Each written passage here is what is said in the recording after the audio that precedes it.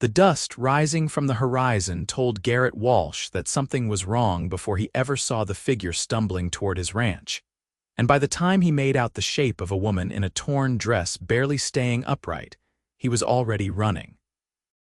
The summer of 1878 had been unforgiving in southern Arizona territory, with temperatures that could kill a man in hours if he found himself without water or shade.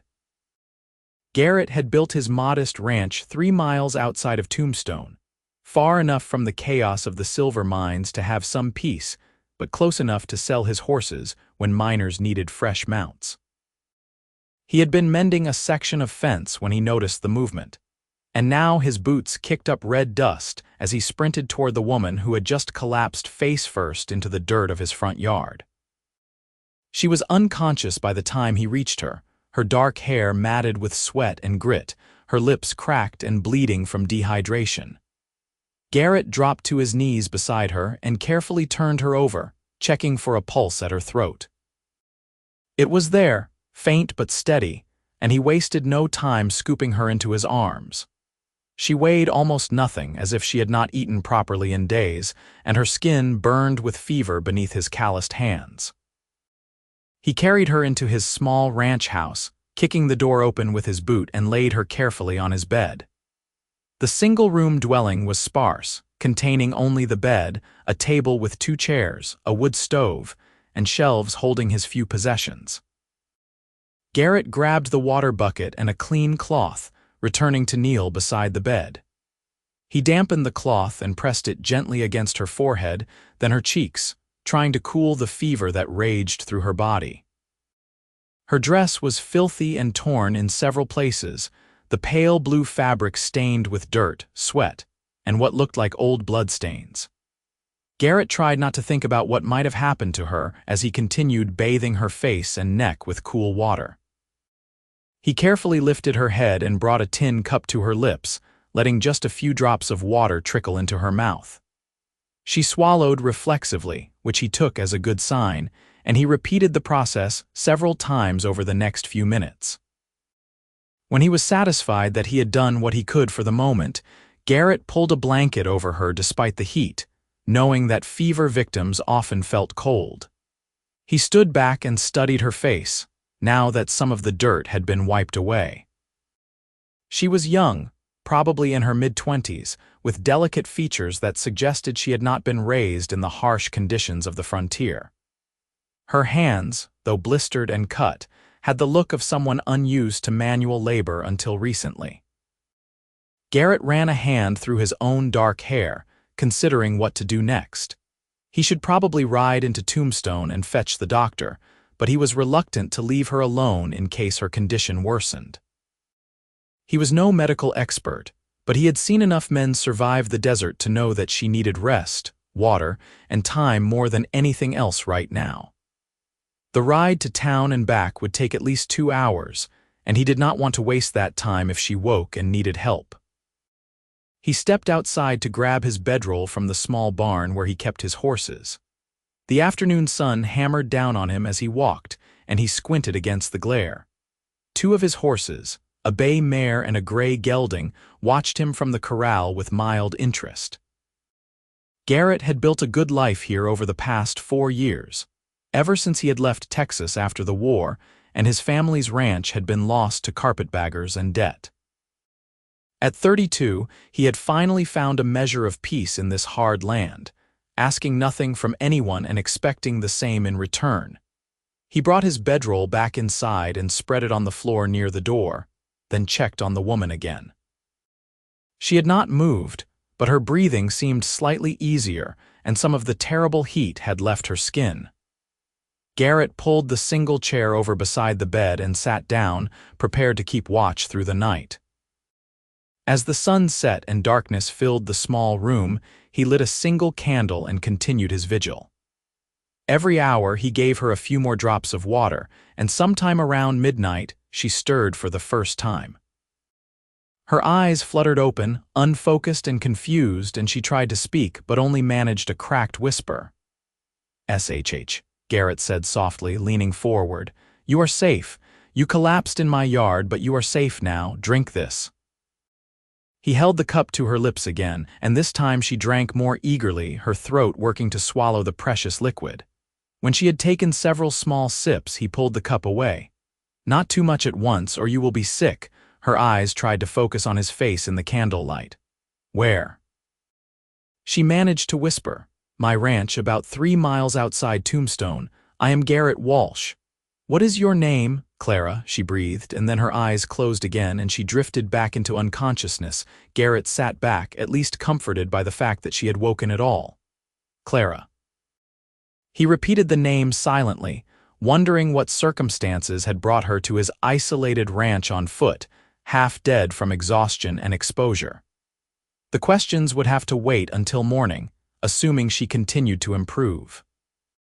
He must have dozed off sometime before dawn because he woke with a start to find sunlight streaming through the single window and the sound of movement from the bed.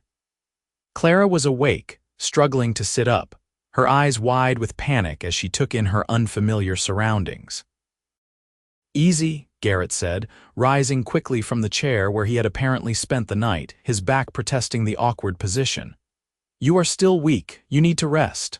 Clara clutched the blanket to her chest, her eyes darting between him and the door. "Where are my things? I had a bag." "I did not see anything when I found you," Garrett said, keeping his distance so as not to frighten her further. "You were alone when you collapsed. Do you remember what happened?" Her face crumpled, and for a moment he thought she might cry, but she held herself together with visible effort. "The stage," she said hoarsely. "We were attacked 2 days ago, I think, maybe 3. The men took everything. They killed the driver and the guard. I ran into the desert. I just kept walking." Garrett felt anger rise in his chest. Stage robberies were common enough in Arizona territory, but the bandits usually left the passengers alive, even if they took all their valuables. "How many passengers?" "Just me and an older couple. The bandits took them too, said they would ransom them. I managed to slip away in the confusion, but I had nothing. No water, no food. I just walked toward where I thought Tombstone might be." Her voice broke on the last words. "I thought I was going to die out there." "You nearly did," Garrett said grimly. "You were in bad shape when I found you." "Are you hungry? I can make you something, though you should start with something light." Clara nodded slowly, and Garrett busied himself at the stove, grateful for something practical to do. He made a simple broth from dried beef and vegetables, nothing that would overwhelm her empty stomach, and brought it to her along with more water. She ate slowly, her hands shaking as she held the bowl, and he could see the effort it took for her to swallow each spoonful. "Where were you headed?" he asked, settling back into the chair. "Tombstone," Clara said between careful bites. "I was supposed to meet my brother there. He has been working one of the silver claims for the past year. He finally saved enough money to send for me." She looked down at the bowl in her hands. "I sold everything I had back in Missouri to afford the journey. It took me 3 weeks to get this far, and now it is all gone." The despair in her voice was palpable, and Garrett felt an unexpected surge of protectiveness toward this stranger. "Your brother will be worried." "I should ride into Tombstone today and let him know you are alive." "What is his name?" "Samuel Preston. He works the Lucky Strike claim on the east side of town." Clara met his eyes, and he was struck by how blue they were, like deep water. "Thank you for saving my life." "I do not know how I can ever repay you." "No repayment needed," Garrett said firmly. "Any decent person would have done the same. You rest today. I will go into town this afternoon, find your brother, and let him know you are safe. Tomorrow or the day after, when you are stronger, I will bring you into town." Clara nodded, relief evident on her face. She finished the broth and handed him the bowl, then settled back against the pillows with a tired sigh. Within minutes, she was asleep again, her body demanding the rest it needed to recover. Garrett cleaned up the dishes and then went outside to tend to his horses and complete the morning chores. The physical labor helped him process the unexpected turn his life had taken in the past 18 hours. He was a solitary man by nature, content with his horses and his small piece of land, and the sudden presence of a woman in his home had disrupted the careful routine he had built. Yet he found he did not mind as much as he might have expected. When the afternoon heat became more bearable, he saddled his bay mare and rode toward Tombstone. The town had exploded in population over the past few years, as silver strikes brought fortune hunters from all over the country. What had been a small mining camp was now a bustling town with saloons, hotels, stores, and all the chaos that came with sudden wealth and desperate men. Garrett made his way through the crowded streets to the assayer's office, where he figured he could get information about the Lucky Strike claim. The clerk, a nervous young man with ink-stained fingers, checked his records and gave Garrett directions to the claim, along with the information that Samuel Preston usually came into town on Saturday evenings to sell his ore and buy supplies. The Lucky Strike was one of dozens of claims dotting the hills east of town, a modest operation worked by two men who had staked it the previous year. Garrett found Samuel Preston stripped to the waist, swinging a pickaxe at the rock face while another man hauled ore in a wheelbarrow. Preston was young, probably not much older than his sister, with the same dark hair and blue eyes. "Samuel Preston," Garrett called out, and the young man turned, wiping sweat from his forehead. "That would be me. What can I do for you? My name is Garrett Walsh." "I have news about your sister Clara. She is alive and at my ranch." The pickaxe fell from Samuel's hands and clattered on the rocks. "Clara, she is here. I have been going out of my mind. The stage company said there was an attack, that some passengers were missing. They did not know who survived or who did not. Is she hurt?" "She was in bad shape when I found her yesterday, half dead from dehydration and exposure, but she is recovering. She told me what happened to the stage." "I have been looking after her at my ranch, but I thought you would want to know she made it." Samuel looked like he might collapse from relief. Thank God, thank God. Can I see her? Will you take me to her? She needs rest today, but I will bring her into town in a day or two when she is stronger. Or you can ride out to my place tomorrow if you prefer. It is about 3 miles northwest of town, past Johnson's Creek." "I will be there first thing in the morning," Samuel said firmly. "I need to see with my own eyes that she is all right. Our parents died 2 years ago. She is all the family I have left." Garrett nodded, understanding that sentiment all too well. "I will see you tomorrow then. Bring some clothes for her if you have any. What she was wearing is not fit for much except burning." He rode back to the ranch as the sun began its descent toward the horizon, painting the desert in shades of gold and orange. When he entered the house, he found Clara awake again, sitting up in bed with the blanket wrapped around her shoulders despite the heat. "How are you feeling?" he asked, setting his hat on the table. "Better," she said, and her voice was indeed stronger than it had been that morning. "Still weak, but better. Did you find Samuel?" "I did. He will be here tomorrow morning. He has been worried sick about you." Garrett moved to the stove and began preparing a simple dinner of beans and cornbread. "He said your parents passed away. I am sorry for your loss." "Thank you. It was influenza 2 winters ago. They went within a week of each other." Clara was quiet for a moment. "That is why I had to come here. There was nothing left for me in Missouri. The farm was mortgaged, and after we sold it to pay the debts, there was barely enough for my ticket west. Samuel said he was doing well here, that there was opportunity. I just wanted to be with family again."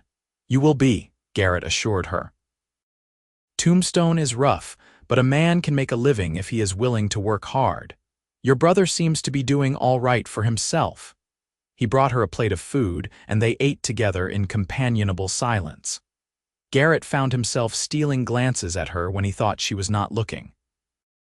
Even exhausted and recovering, there was something compelling about Clara Preston. She had a quiet strength that had kept her alive through an ordeal that would have killed many others, and a dignity that transcended her current circumstances. "I am sorry to be taking your bed," Clara said suddenly. "You should not be sleeping on the floor in your own home." "I have slept in worse places," Garrett said with a slight smile. "During the war, we spent weeks sleeping in mud when we could sleep at all. A bedroll on a clean floor is luxury in comparison. You fought in the war." "I did. For Texas, which means for the Confederacy, though I had no love for the cause. When it was over, there was nothing to go back to. My father had died, the ranch was gone, my brother headed to California, so I drifted for a while and eventually ended up here," he shrugged.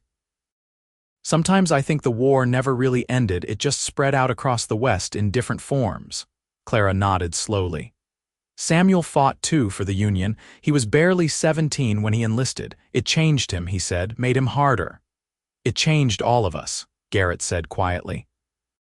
As darkness fell again, Garrett insisted that Clara rest while he cleaned up the dishes and banked the fire in the stove. He spread his bedroll out on the floor again, and they settled in for the night. But sleep was slow to come for Garrett. He lay awake listening to the soft sound of Clara's breathing, wondering what would happen after tomorrow when her brother arrived. She would go into town with Samuel, return to the life she had been trying to reach when the stage was attacked, and he would go back to his solitary existence. It was the natural course of things, yet he found the prospect unexpectedly bleak. Samuel Preston arrived shortly after sunrise, riding a sturdy buckskin horse and carrying a bundle of clothes. Garrett met him outside and gestured toward the house. "She is doing much better, go on in." The reunion between brother and sister was emotional, with Clara crying for the first time since Garrett had found her as Samuel wrapped her in a fierce embrace. Garrett busied himself outside, giving them privacy, but he could hear their voices through the thin walls as they talked and caught up. After about an hour, Samuel emerged and found Garrett working in the corral. "I cannot thank you enough for what you did," the young man said, his voice thick with emotion. "If you had not found her, if you had not taken her in and cared for her, she would be dead in the desert right now. I owe you a debt I can never repay." "Your sister already said the same thing, and my answer is the same. No debt, no repayment. I did what anyone should do." Garrett paused in his work. "What will you do now? Where will she stay?" Samuel looked uncomfortable. "That is the problem. I have been sleeping in a tent at the claim. It is no place for a woman, and I do not have the money yet for a room in town. Everything I saved went toward her ticket and getting established here. I was hoping to have more put away before she arrived." He hesitated. "I hate to ask, but would you consider letting her stay here a few more days? Just until I can figure something out. I will pay you, I will give you everything I make this week." Garrett waved off the offer of payment. "She can stay as long as she needs to. I am not hurting for money or space. But she might prefer to be in town, around other people. I will ask her, but I think she feels safe here. After what happened on the stage, I do not think she is ready for the chaos of Tombstone just yet." Samuel extended his hand. "Thank you, Garrett, truly."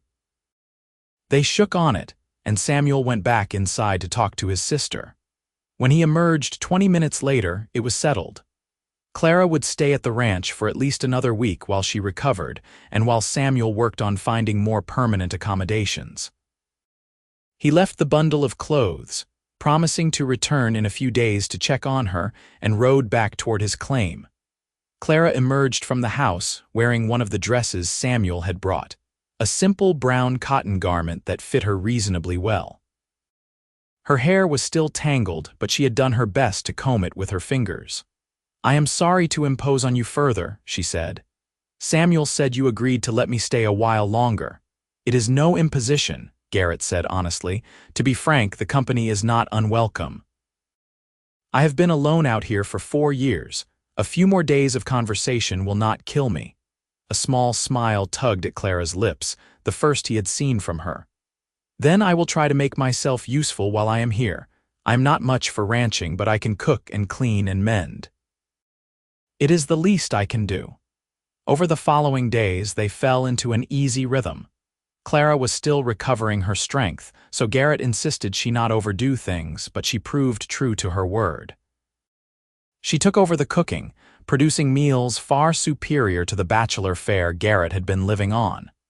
She mended his clothes, which had accumulated a collection of tears and missing buttons. She organized his chaotic shelves and swept the floor daily, transforming the rough ranch house into something that felt more like a home. For his part, Garrett continued his work with the horses, but he found himself returning to the house more often during the day, checking on Clara or finding excuses to spend time near her. They talked while she cooked, sharing stories of their pasts. She told him about growing up on a small farm in Missouri, about her mother who had loved poetry and her father who could fix anything with his hands. He told her about Texas before the war, about learning to break horses from an old vaquero who had worked for his father, about the brother he had not seen in almost a decade. One evening, as they sat outside watching the sunset paint the sky in brilliant colors, Clara said quietly, "I have been thinking about what I will do. Samuel is working so hard and I do not want to be a burden on him. I should find work in Tombstone, help contribute." "What kind of work?" Garrett asked, though he could guess. Options were limited for women in a mining town. "I can sew. I could work as a seamstress, perhaps. Or there are always the saloons looking for women to serve drinks and entertain the miners." She said it matter-of-factly, but Garrett heard the resignation in her voice. "The saloons are no place for you," he said more sharply than he intended. "Forgive me, it is not my place to tell you what to do, but those establishments are rough. The men are drunk and dangerous, and the women who work there are treated poorly. I appreciate your concern, but I may not have much choice. I need to earn money." Clara wrapped her arms around herself, even though the evening was still warm. "I will not be a burden on Samuel or on you." "You are not a burden," Garrett said firmly. He hesitated, then pushed forward with an idea that had been forming in his mind over the past few days. "What if you stayed here? I could use the help and you would have a safe place to live. I would pay you a fair wage for cooking and helping maintain the house and maybe helping with the horses when we have buyers come through." Clara turned to look at him, her blue eyes searching his face. "Garrett, I cannot ask you to do that. What would people think?" "I do not care much what people think, never have. But if it concerns you, we could arrange things properly. You could stay in the house and I could move into the barn. I have been meaning to build a proper bunkhouse anyway. Or if you preferred, I could build a small cabin for you on the property, something separate."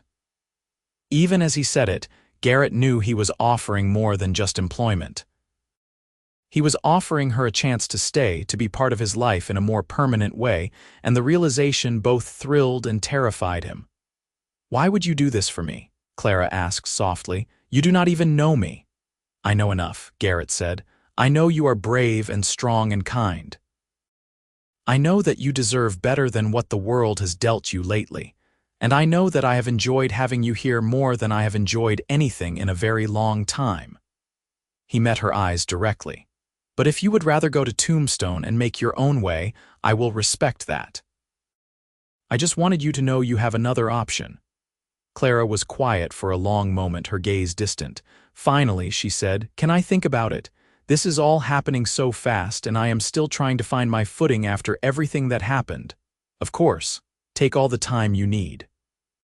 They sat together as the last light faded from the sky and the stars began to emerge in vast profusion overhead.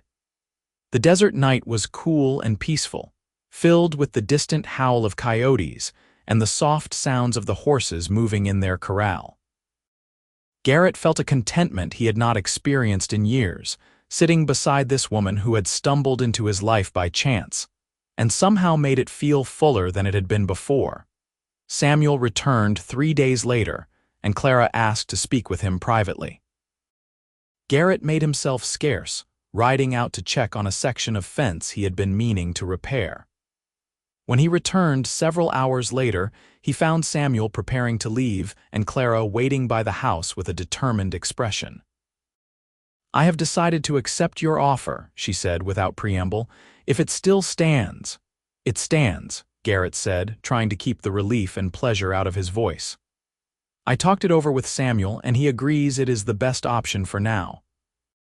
He is going to spread the word in town that you hired me as a housekeeper to avoid any unseemly gossip.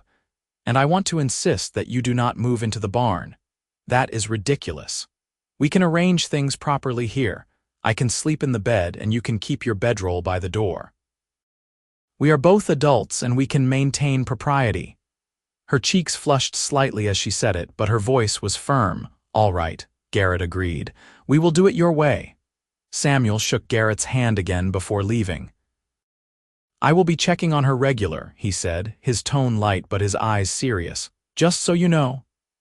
I would expect nothing less, Garrett replied, and so Clara Preston became a permanent fixture at the Walsh Ranch. The days turned into weeks and the weeks into months.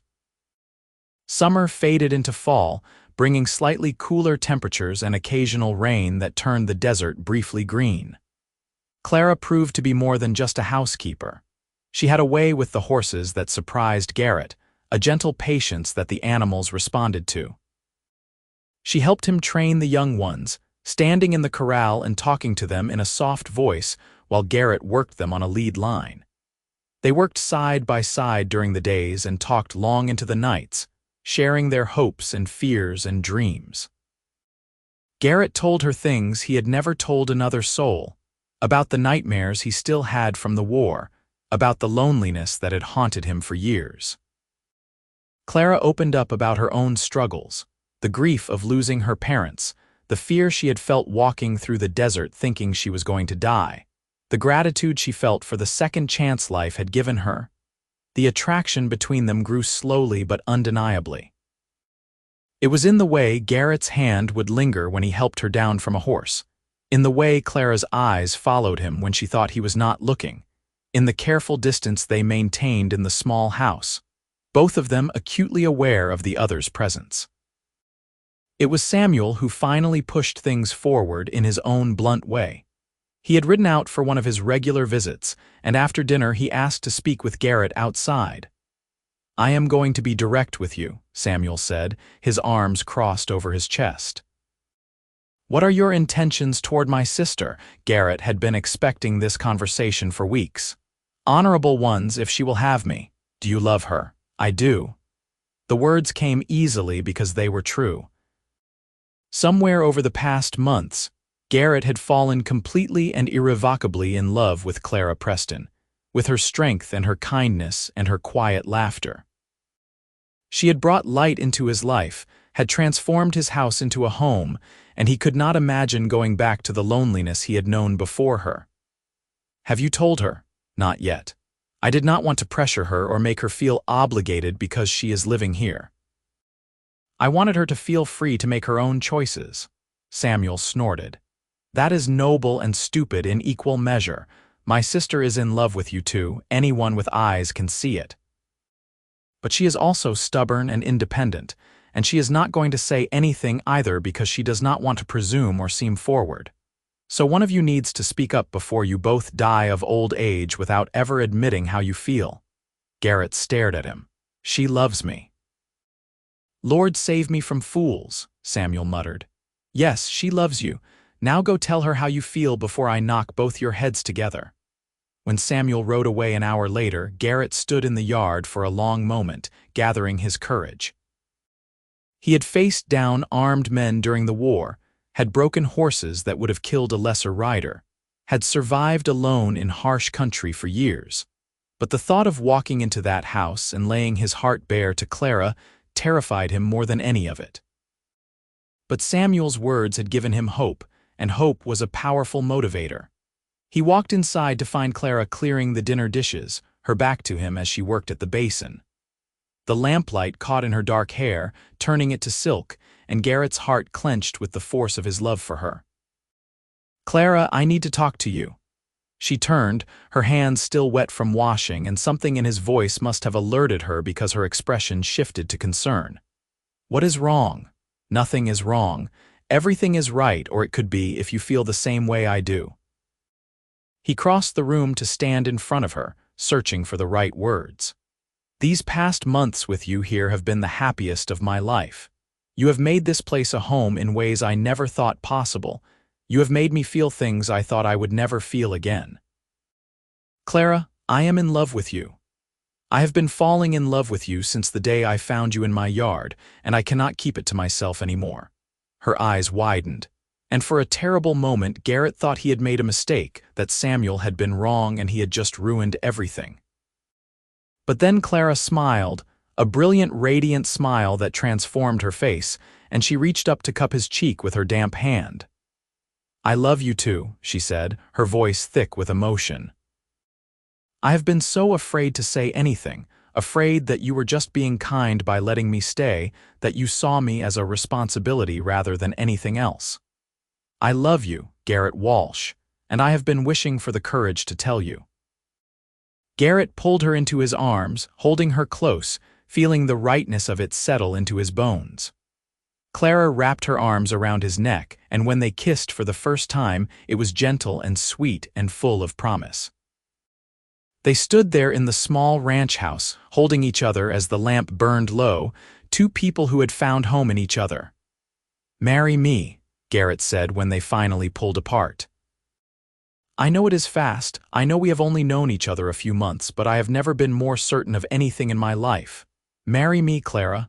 "Yes," she said without hesitation. "Yes, I will marry you." They were wed 3 weeks later in Tombstone's small church, with Samuel standing as witness and a handful of Garrett's acquaintances from town in attendance. Clara wore a simple white dress that Samuel had bought her as a wedding gift, and Garrett wore his best shirt and a new vest purchased for the occasion. The ceremony was brief, conducted by a circuit preacher who happened to be passing through, but the vows they exchanged were heartfelt and binding. The wedding night was tender and passionate, both of them nervous and eager in equal measure. They made love in the bed that had been Clara's since the first night, now transformed into their marriage bed, and afterward they lay tangled together, talking and laughing and marveling at how their lives had changed.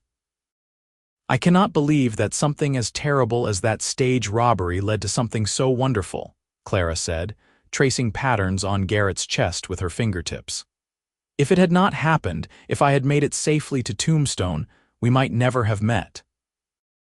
"I thank God every day that I found you," Garrett said, kissing her forehead, "though I would have preferred you find me under less traumatic circumstances."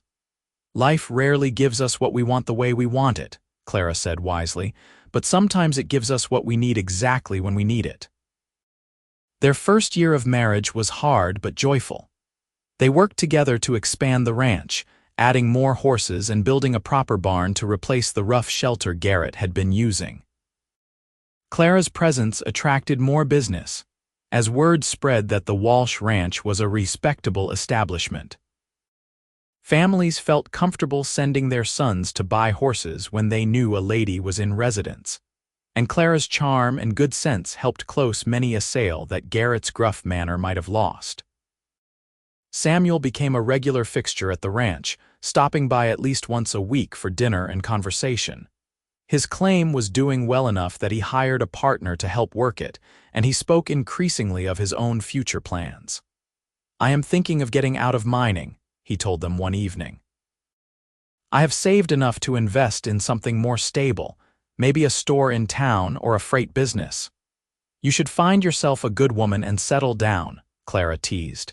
"Marriage agrees with me, maybe it would agree with you too." "When I find someone as fine as my sister, I will consider it," Samuel replied with a grin. The following spring, Clara discovered she was pregnant. The news filled them both with joy and trepidation. The nearest doctor was in Tombstone, and childbirth was dangerous even under the best circumstances.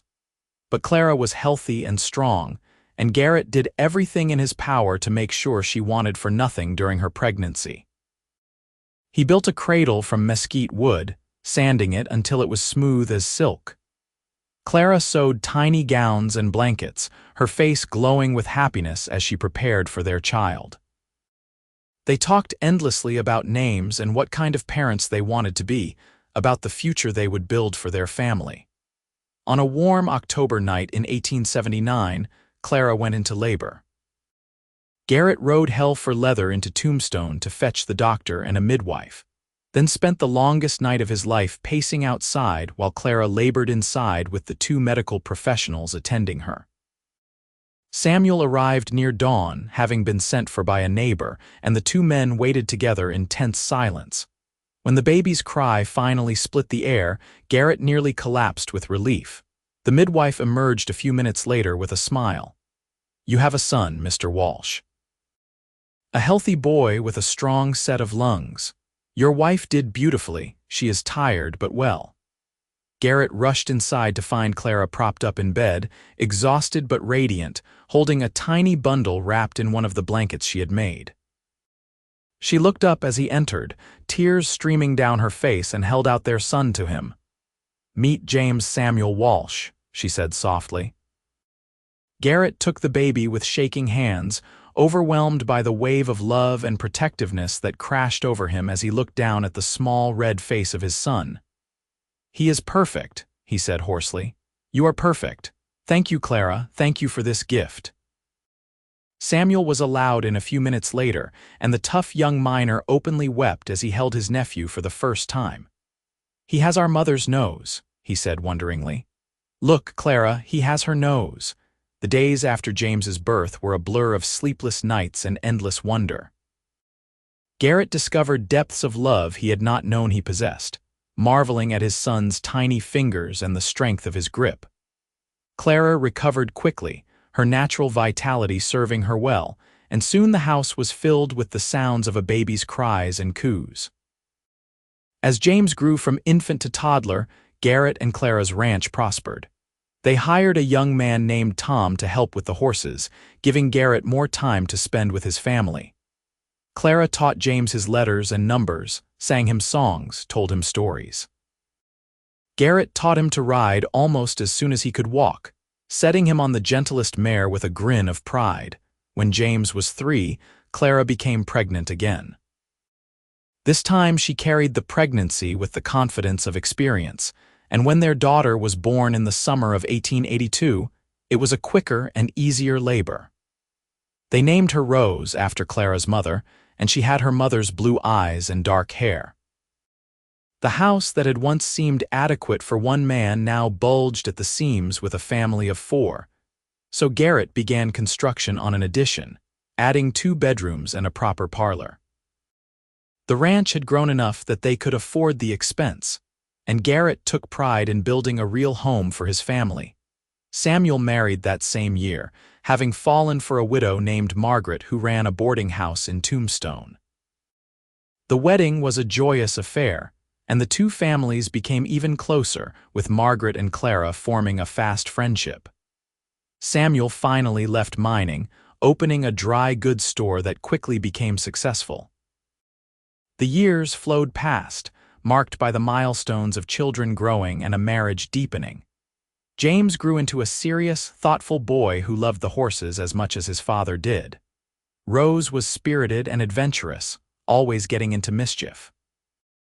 In 1885, Clara gave birth to another daughter, Anna, who was quieter than Rose but possessed a stubborn determination that reminded Garrett of his wife. By 1886, the Walsh Ranch was one of the most successful horse operations in the territory. Garrett had a reputation for breeding quality animals and treating buyers fairly, and he had expanded his stock to include cattle as well. The family employed 3 full-time hands and owned over 200 acres of land. But success and prosperity meant nothing to Garrett compared to the love he shared with Clara. 8 years after their wedding, he was more in love with her than ever. She was his partner in every sense of the word, managing the household and the books with equal skill, advising him on business decisions, standing by his side through challenges and triumphs.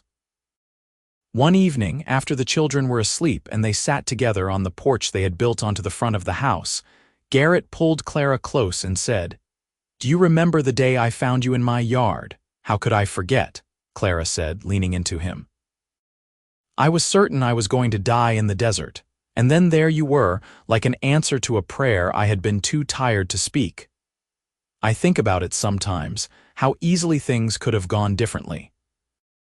If I had been working on the far side of the property that day, if I had not seen you when I did, if you had collapsed a mile earlier or later. So many small chances that had to line up perfectly for us to find each other. I prefer to think it was meant to be," Clara said. "That somehow, despite all the chaos and randomness of the world, we were meant to find each other. You were meant to put me in your bed and sleep outside to protect my honor, even though you did not know me. You were meant to be the kind of man who would do that." "I got the better end of that deal," Garrett said, kissing the top of her head. I gave up one bed for a few nights and gained a wife and family and a life beyond anything I imagined. We both gained everything, Clara corrected. We saved each other, Garrett. You saved my life that day in your yard, but I think I saved yours too in a different way. We were both alone, both adrift. We gave each other purpose and home and love. They sat in comfortable silence, watching the stars emerge in the darkening sky. From inside the house came a sleepy cry from one of the children, and Clara rose to attend to it, but not before kissing Garrett softly. The years continued to pass, bringing new challenges and joys. The children grew and thrived. James, at 12, was already a skilled horseman and a tremendous help around the ranch. Rose, at 10, had developed a passion for reading and could often be found with her nose in a book.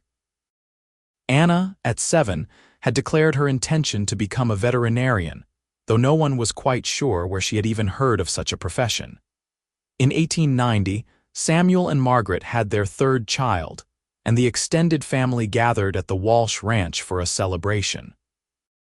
As Garrett watched his children playing with their cousins, as he saw Clara laughing with Margaret and Samuel, he felt a profound sense of gratitude for the life they had built. That night, after their guests had left and the children were in bed, Garrett took Clara's hand and led her outside.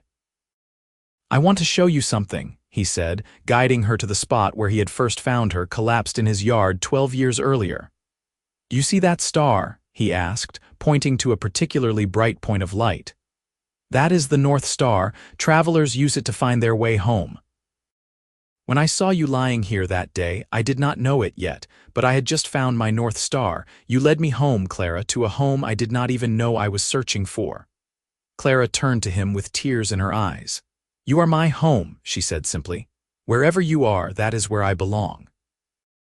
They kissed under the vast expanse of stars, two people who had found each other against all odds and built a love that would last a lifetime. As the years rolled on into the 1890s, the Walsh Ranch continued to thrive and grow. Garrett and Clara made improvements, modernizing where it made sense while maintaining the character of the place they had built together. They added a windmill to improve their water supply, built better fences, planted trees around the house for shade and beauty. The children grew into young adults with their own dreams and ambitions. James, at 17, had already proven himself invaluable to the ranch operation and showed every sign of wanting to continue his father's work. Rose, at 15, had earned a teaching certificate and was talking about opening a school in Tombstone.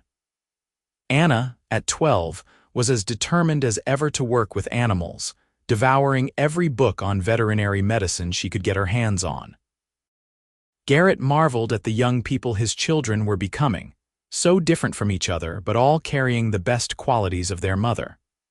Clara had shaped them with her wisdom and love, had given them a moral compass and a sense of purpose. Watching her with their children, seeing the woman she had become over the years, Garrett's love for her had only deepened. They still made time for each other, stealing moments alone when they could. Sometimes it was an early morning ride before the household stirred, sometimes a late-night conversation after everyone else was asleep. They talked about everything and nothing, shared their fears and hopes, supported each other through the inevitable challenges that life brought. When Garrett's horse operation expanded to include breeding, Clara took an active role, proving to have an eye for bloodlines that matched his own. Together they built a reputation that drew buyers from across the territory and beyond. The Walsh Ranch became known not just for quality horses, but for the integrity of the people who ran it. Samuel's store had become one of the most successful businesses in Tombstone, and he had invested in other ventures as well. The two families remained close, gathering regularly for dinners and celebrations. Margaret and Clara were like sisters, their children growing up together like a tribe of cousins. In 1893, when James turned 18, he asked to speak with his father privately. They went out to the corral, where some of the best horses grazed in the evening light. "Pa, I want to talk to you about the future," James began. I know you have been building this ranch all these years, building something to pass on. I want you to know that I want it. I want to carry on what you have started here. This land, these horses, this life, it is everything to me." Garrett felt pride swell in his chest. "Son, there is nothing I wanted more than to hear you say that. But I want to make sure this is what you truly want, not just what you think I expect of you." "It is what I want," James said firmly. "I love this place, I love this work. I cannot imagine doing anything else, but I also know I have a lot to learn still. I was hoping you might teach me the business side of things, not just the horse training. I want to be ready when the time comes." "The time is not coming for a long while yet," Garrett said with a smile. "But yes, I will teach you everything I know. We will run this place together, partners." They shook hands, and Garrett saw in his son's eyes the same determination and integrity that had guided his own life. The ranch would be in good hands. That night, Garrett told Clara about the conversation, and she beamed with maternal pride. "He is so much like you," she said. "Steady, honest, hardworking. We raised good children, Garrett." "You raised good children," Garrett corrected. "I just tried not to ruin what you were building." Clara laughed and swatted his arm. "We did it together as we have done everything. That is the secret, I think. Not doing things alone, but finding someone to share the burden and the joy. We have been a good team." "The best team," Garrett agreed, pulling her close. "I could not have asked for a better partner in life." As they approached their 20th wedding anniversary in 1899, Garrett wanted to do something special to mark the occasion. He consulted with Samuel, and together, they planned a surprise celebration. They invited everyone who had been part of their lives over the years, friends from Tombstone, neighboring ranchers, business associates, the entire extended family. On the day of the anniversary, Garrett told Clara they were just having a quiet dinner at home. But when evening came and they stepped outside, they found the yard transformed with lanterns and decorations, and dozens of people gathered to celebrate with them. Clara gasped, her hand flying to her mouth. "Garrett, what did you do?" "I wanted to celebrate the best 20 years of my life," he said simply. "I wanted everyone to know how much I love you, how grateful I am for every day we have had together." The party lasted long into the night, with food and music and dancing. Garrett and Clara danced together under the stars, just as they had at their simple wedding 20 years earlier. Their children watched with grins, and Samuel made a toast that brought tears to everyone's eyes. "20 years ago, my sister stumbled into Garrett's life more dead than alive, and he saved her. But what I have seen over these years is that they saved each other. They built something beautiful together, not just this ranch, but a family, a life, a love that has been an inspiration to all of us. Here is to 20 more years and 20 after that." Everyone raised their glasses, and Garrett looked at Clara, seeing the young woman he had found in his yard and the partner she had become, the mother of his children, the love of his life. "To forever," he said softly, just for her. "To forever," she echoed, and they kissed while everyone cheered. The new century dawned with promise and change. The frontier that Garrett and Clara had known was transforming, becoming more settled and civilized. Tombstone itself had evolved from a wild mining town into a more established community. The Walsh Ranch adapted with the times, incorporating new techniques and technologies while maintaining the values that had always guided it. Rose opened her school in town, teaching children from all backgrounds with patience and creativity. Anna, at 18, had managed to apprentice herself to the only veterinarian in Tombstone, determined to make her unusual dream a reality. James had married a sweet-natured girl from a neighboring ranch, and they were talking about building a house on Walsh land and starting their own family. The prospect of grandchildren filled Clara with joy. She was 46 now, her dark hair threaded with silver, but she was as vibrant and energetic as ever. Garrett was 54, his own hair gone gray and his face lined from years in the sun, but he was still strong and vital. They had built a life together that exceeded anything either of them had imagined possible. One evening, as they sat together on the porch that had become their favorite spot, watching the sunset paint the sky in brilliant colors, Clara said, "Do you ever think about that day? The day I collapsed in your yard." "I think about it all the time," Garrett admitted. "I think about how close I came to losing you before I ever had you. I think about how one decision, one moment changed everything." "I was so afraid," Clara said quietly. "Walking through that desert, I had given up hope. I thought I was going to die alone and forgotten, that my life would end before it had really begun. And then I saw your ranch in the distance, and I used the last of my strength to reach it. I remember falling, remember the ground rushing up to meet me, and then nothing until I woke up in your bed." "I was terrified," Garrett confessed. "I did not know if you would survive, and I barely knew what to do to help you. I just did what seemed right." "You put me in your bed and slept outside," Clara said, taking his hand. "That told me everything I needed to know about the kind of man you were. You could have done anything. I was completely vulnerable, but you protected me. You cared for me. You treated me with respect and dignity when I had nothing and no one." "I saw someone who needed help," Garrett said simply, "but I gained so much more than I gave. You brought life to this place, Clara. You brought love and warmth and purpose. You gave me a reason to build something more than just a ranch.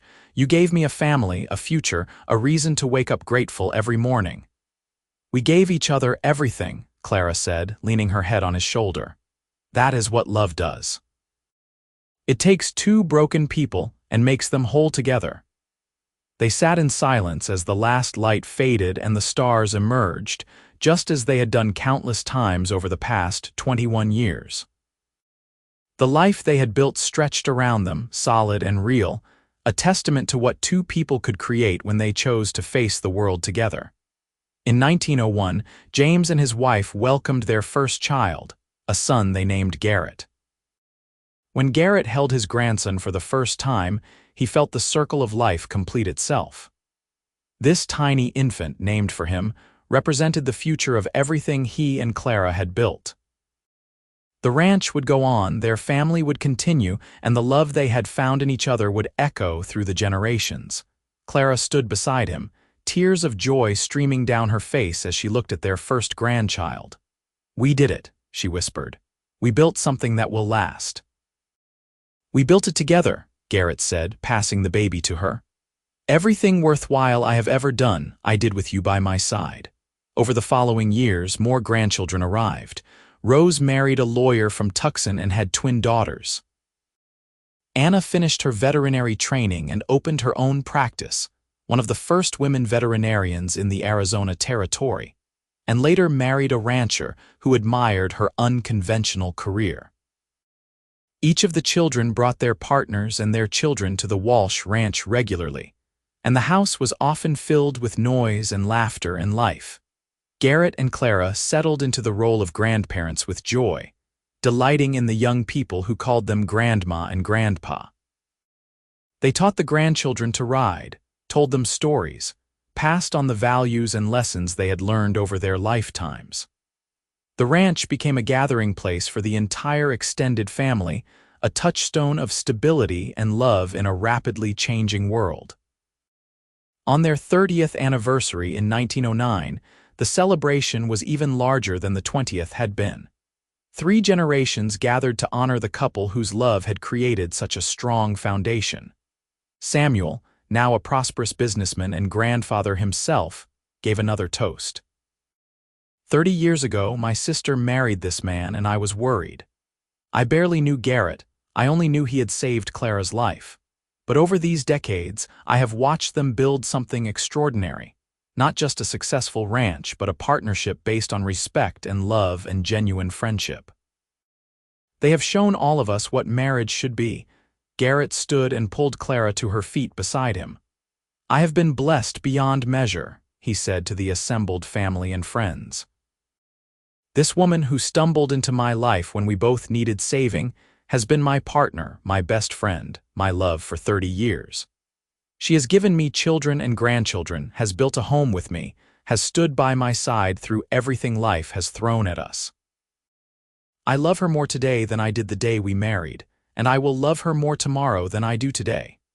Clara was crying openly now, and she reached up to cup his weathered face in her hands. "You are the best man I have ever known," she said clearly, her voice carrying in the hushed room. "You saved my life, and then you gave me a life worth living. You have been my rock, my home, my heart. Every day with you has been a gift." They kissed while their family cheered, and Garrett thought back to that day 31 years ago when he had seen a figure stumbling toward his ranch. He had run to help a stranger, and in doing so, he had found everything he needed. Sometimes the greatest adventures began with the simplest acts of kindness, and the greatest loves grew from the most unlikely circumstances. As they moved into the 1910s, Garrett and Clara began to slow down. They handed more of the ranch responsibilities over to James, content to advise rather than manage. They spent their days together, enjoying the fruits of decades of hard work. They tended a garden Clara had planted near the house, read books on the porch, visited with their grandchildren, and traveled occasionally to see the parts of the country they had never explored. Through it all, their love remained constant. They held hands like young sweethearts, stole kisses when they thought no one was watching, finished each other's sentences, and communicated in the wordless language of people who have shared decades of life together.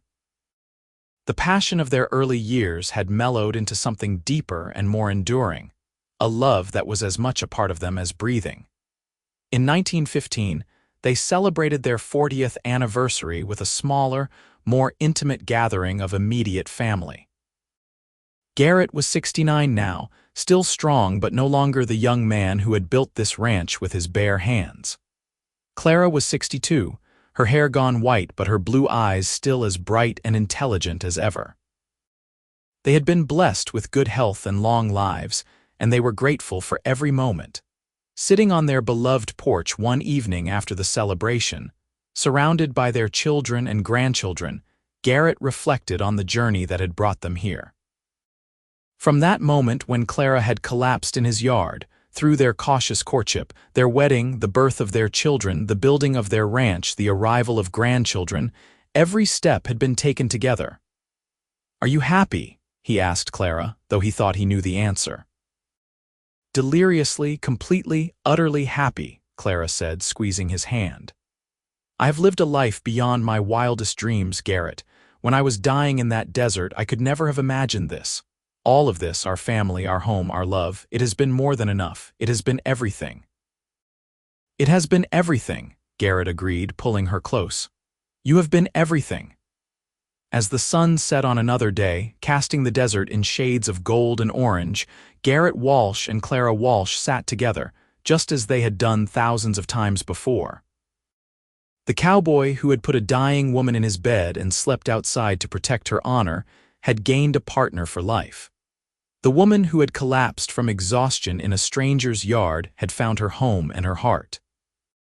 Their love story, born from a chance encounter and an act of kindness, had blossomed into a legacy that would endure for generations. They had saved each other in that dusty yard so many years ago, and they had spent every day since building a life worthy of that salvation. As darkness fell and the stars emerged overhead, their grandchildren's laughter rang out from inside the house. Garrett and Clara sat close together, watching the life they had created swirl around them, content in the knowledge that they had lived and loved well. They had taken the broken pieces of their pasts and forged them into something beautiful and lasting. They had found each other against all odds, and that had made all the difference. The story that had begun with collapse and exhaustion had transformed into one of enduring love, family, and home. And as they sat together under the vast Arizona sky, Garrett and Clara knew that their love would echo long after they were gone, a testament to the power of kindness, the strength of partnership, and the enduring nature of true love.